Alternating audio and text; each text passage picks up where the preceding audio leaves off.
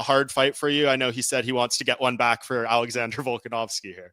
Yeah, it's gonna be a hard fight. Honestly, it's gonna be. I saw his fight against Bilal. He's good, man. He is good. When he beginning fighting in UFC, he had problem with the wrestling, but now he's improved because I see he training a lot with the wrestlers, with the grapplers, and that's why he's a champion right now, and he's good everywhere. But we will see who is the best fighter in the world. Did you guys talk business in Baku of when this Yeah, fight? we talk about that a little bit, and we discussed. Uh, I asked Dana if there's some opportunity to fight in Madison Square Garden. It's will be honor for me, fight in the like biggest arena for MMA and boxing, like it's for like legendary arena, and I will be happy to have the opportunity to fight in Madison Square Garden. Yeah, you deserve it at least one time, Islam. I know this has been a dream. You've said this Yeah, before. yeah. And they have other champions they can fight in Abu Dhabi. They have Magomed Ankalaev now. So, like, this is your chance. Yeah. This is my chance, and I want, I know like some of the fighter, like boxing fighter, they're not fighting in Madison Square Garden for the money or just for the.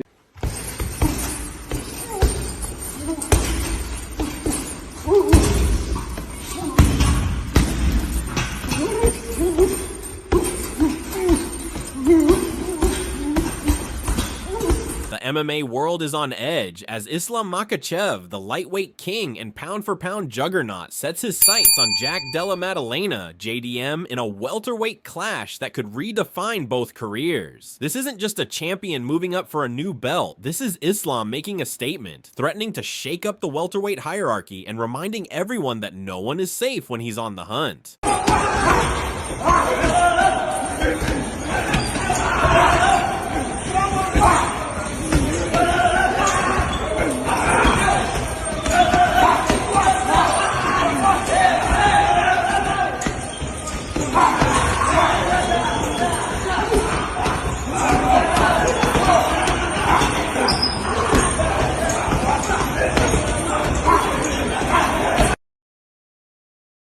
Islam's message is clear. He's not here to play. His camp has released footage of him training with a ferocity and focus that sent shockwaves through the division. Every punch, every takedown, every word out of his mouth is a warning. JDM, you're next.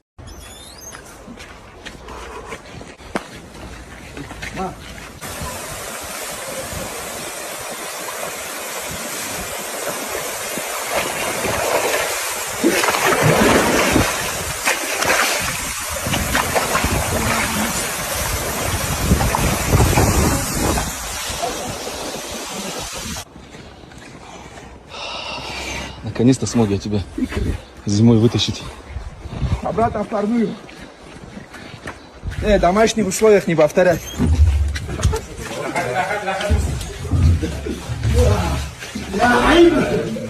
I'm have 25, 26 professional fights, but in amateur career I have almost 300, 200 fights. 300 amateur? Yeah. What age did you move to or go MMA? At beginning when I go to some competition, like 10 years old. In UFC, I have one goal. I don't want to leave the UFC without second belt. Islam's move to welterweight isn't just about legacy, it's about dominance. He's already conquered the lightweight division, submitting and outclassing world-class opponents. Now, he's threatening to do the same at 170 pounds, and his confidence is unwavering. For JDM, this is the ultimate test, a chance to defend his division against a champion with a reputation for breaking the will of even the toughest fighters. Вставай, вставай, ма.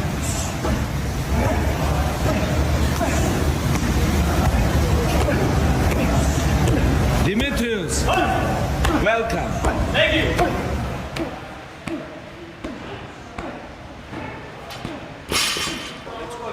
Let's go, guys. Let's go. And what did you start training in? Like, what was the first thing you started doing? Because I seen you put the gi on and you were doing a lot of judo, doing throws. So where did you start? I start not judo. No? I did judo like not much. I did sambo. Sambo. Yes. Combat sambo or regular sambo? Combat sambo. And then Understood. what's the difference from regular sambo to combat sambo? Regular sambo without punching. Combat sambo, this all punching. You can give Headbutt? headbutt. Do you wear headgear or no headgear? Yes, headgear. Okay. Headgear. And elbow, everything. MMA just whiskey. But at the same time, Jack Della Maddalena isn't backing down. Known for his explosive striking and rock-solid takedown defense, JDM has made it clear he's not intimidated by Islam's reputation or whatever he says or does for training. The stage is set for a collision of styles, with Islam's suffocating grappling and relentless pressure facing off against JDM's precision and power. So now you're the champion. Yep. The next step is defending it. They always say, you know, winning is one thing, defending it is the next. Yeah, for sure. I agree with that. I feel like this is just the beginning, you know. It's a lot of work's been done, but yeah, this is the real work is now. And so Islam Makhachev is the name that everyone's talking about. He's come up to welterweight, vacated his title. It's basically Dana's confirmed that he's your next challenger. So at least you've got that. When and where is still to be decided. Yeah. How do you now prepare for that? I mean, it's just I think Islam Makhachev is a better version of Bilal. I think his striking on the feet is I think it's more. I even think it's easier. The striking on the feet, I think it's easier than Bilal because he's more just he'll stay in one stance. He's more traditional style. But yeah, he's the pound for pound number one. So it's a tough fight. But I guess we'll just watch all these fights again, make a solid game plan, and then just start working at it. From pretty much now, I'm going to start working on. Islam's already tweeted at you a few times, and like the most recent one, he says, "You're not Volk. I'll show you there at different levels. Keep my belt clean." Do you have any response to Islam? No, come get it. Come get it. Jack Della Maddalena doing a lot of training with Volk, with Craig Jones, those guys that kind of crack the Islam on that first Volk fight. I think they're going to have a lot of info, a lot of study, a lot of answers. It's closer than people think, this fight. I really like this fight. I don't have time right now. I didn't have time to dig deep a little too much on that fight, but I think it's way closer than people think. And JDM has a clear shot on beating Islam, you know? Looking at the predictions of some pros, we can see they have different opinions. Michael Bisping doesn't buy the idea that Islam will walk through JDM. He points to Jack's performance against Bilal Muhammad, highlighting his composure, sharp striking, and ability to neutralize takedowns. Bisping warns that moving up a weight class is a huge risk, even for someone as dominant as Islam. He believes JDM's size, power, and technical evolution make him a live underdog in this matchup.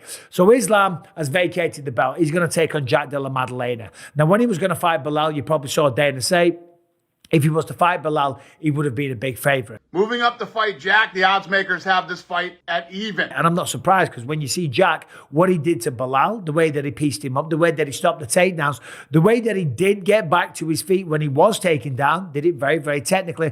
The way he was pinging him, right, like his corner was asking for. 5 minutes to realize all your dreams. Let's go. Safety first, stay focused, keep pinging the. He was pinging his head off. I'm not going to say see you next Tuesday work because YouTube will have a fit, okay? That's f***ing illegal. But I love the work from the cornerman and I love the boxing from Jack. Bisping is quick to point out the significant challenge Islam faces by moving up in weight. While he fully acknowledges Islam's greatness as a fighter, Bisping's own career has shown him how much of a game changer it is to step into a heavier division. It's not simply a matter of transferring skills. Your body, your style, and your ability to absorb and deliver power all come under new scrutiny. Islam has been untouchable at lightweight, but Jack Della Maddalena presents a fresh set of threats that can't be underestimated. That's why Bisping refuses to label this as an easy win for Islam. To him, this bout is a genuine test, a matchup that could swing in either direction. Islam may be on a quest for greatness, but Jack is more than capable of derailing those plans, and Bisping is eager to see how this high-stakes clash plays out. What I'm saying here is that this isn't a given for Islam Makhachev. This is a real fight, a real test. You want to move up a weight class? You want to test the waters up there? You're going to go straight in at the deep end and take on the champion? Massive opportunity. Become a 2-weight division champion. Join the likes of Conor McGregor, Daniel Cormier, Amanda Nunes, George St. Pierre, Henry Cejudo. There's a few others. Maybe there isn't. Let me know in the comment section who I'm forgetting. But he wants to do that, and that's his right. And fair play to him. And we're all excited for that. But it's not guaranteed that he wins that fight. Joe Rogan remains steadfast. Islam is the most dangerous man in the sport right now. Rogan praises Islam's machine-like training, mental toughness, and ability to dominate elite fighters. He sees Islam's grappling and fight IQ as the X factors that could overwhelm JDM, regardless of the weight jump. For Rogan, Islam is the boogeyman. He expects him to get the job done, no matter the challenge. Yeah, that dude is on another level. I mean, he is the truth. I was always impressed with him. But, I mean, I was saying leading up to him getting a shot at the world title, he's the boogeyman of that division. He was the guy that everybody was saying, like, is the most dominant of all the contenders. And then when he tapped Dober, that was a big one. When he tapped Dan Hooker, that was a big one, too. It's like the way he's tapping these guys, who are these world-class fighters, and he's just fucking running through them. Joe Rogan, speaking on a podcast, was emphatic about Islam Makhachev's physicality and presence in the lightweight division. Rogan marvels at Islam's size, saying, Islam Makhachev is huge. I mean, that guy, how he makes 155, I don't understand it. Every time I stand next to him, I'm like, how are you 155? Rogan estimates that Islam walks around in the 190 range, describing him as thick and big, and insists that he's not a 155-pound man. Rogan goes on to express his frustration that the UFC hasn't booked certain fights for Islam, stating, there's many times I wish I was running the UFC. I would change so many different things. That would be one of the first things I would change. I'm like, book that fight. Rogan's comments highlight both Islam's exceptional size for the division and his belief that Makhachev is a unique, dominant presence at lightweight. Islam Makhachev is huge. I mean, that guy, how he makes 155 is, I don't understand it. Every time I stand next to him, like, how are you 155? How much do you think he walks around? He's got to be 190-ish, in the 190 range. He's got to be. That's what he looks like to me. I never saw him in a person. Yeah, he's thick. He's thick and big. I mean, he's not a 155-pound man. It's just so silly. I don't understand why they won't just book you and Islam. There's many times that I wish I was running the UFC. I would change so many different things. That would be one of the first things I would change. I'm like, book that fight right away. Daniel Cormier has been vocal and analytical about Islam Makhachev's move up to face Jack Della Maddalena, highlighting both the ambition and the uncertainty surrounding this super fight. In his breakdown, Cormier points out that while Islam is a big lightweight, the welterweight division is a different beast entirely. He questions whether Islam's frame and physicality will truly match up with someone as naturally large and powerful as JDM, emphasizing that we've never seen him have to compete up from 155 pounds. DC also raises the issue of timing and preparation, wondering if Islam has had enough time to add the right kind of weight and adapt his body for the 170-pound division, especially if he was cutting down during International Fight Week. These are not just technical questions, but fundamental ones about how Islam's game will translate against a bigger, more physically imposing opponent. A lot of questions. But Cormier doesn't downplay Islam's confidence or skill. He acknowledges Makhachev's bold declaration that the time is now to become a double champion, and notes the massive interest this fight generates. However, DC is clear that this is no walkover. He warns that JDM's recent performances, particularly his ability to defend takedowns and inflict damage on Belal Muhammad, make this a very hard fight for Islam. In Cormier's words, if Jack Della looks the way he did last week, it's a very intriguing fight because we've never seen Islam fight up at 170. The intrigue, DC says, comes from all the unknowns, the physical adjustments, the new challenges, and whether Islam's dominance at lightweight can truly carry over to welterweight. Cormier believes Islam's ability to adapt will be the key to victory or defeat.